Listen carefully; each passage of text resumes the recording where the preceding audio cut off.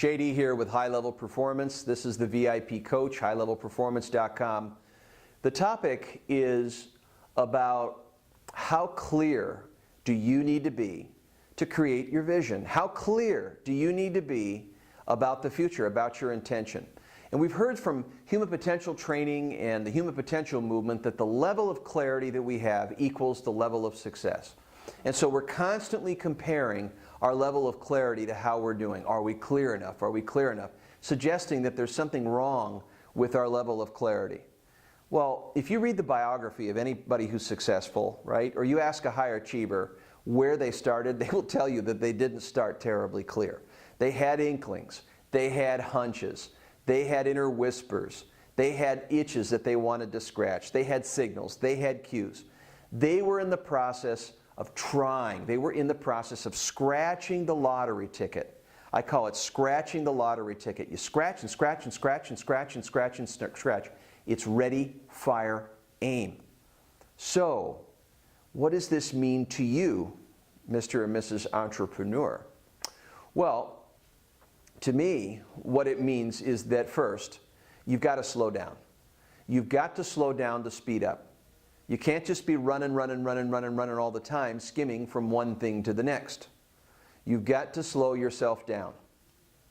First is to really take a look at what you're doing. Take a look at how you're doing. Look at the reasons why you are where you are. Take stock. Take a fearless inventory. And in the process of continuously looking, even the volatility will yield the vision. Even the ambiguity will yield some agility for you. Even the complexity, as you continue to learn, by virtue of having a vision, by virtue of creating. Creating is experimentation. Creating is context that's in motion. And so much like aiming a rifle, you just aim a little bit to the right, ooh, big miss. A little bit to the left, big miss. You move a little bit here, a little bit here. There's subtle changes that you shrink down. And through repetition of ready, fire, aim, ready, fire, aim, ready, fire, aim. You're going to eat failure flakes for breakfast anyway. Take your identity out of it. Put that in the bleachers. Be your own bouncer about your identity. And have a conversation with reality directly. What's working, what's not working. And as you take action, you will acquire the learning, but you need to start. Let go of the perfectionism. That hurts. I'd rather have you start something that's not quite there yet and learning, rather than wait until it's perfect and get started. Stop waiting, because you have to move something around to agitate and get new knowledge, to be evocative, to provoke new knowledge, to learn. You just need to take a meaningful leap into uncertainty, and that starts with having a vision. But that vision is not going to be totally clear. You're not going to be totally motivated. You're going to start somewhere. It needs to be clear enough so you'd recognize it if it existed.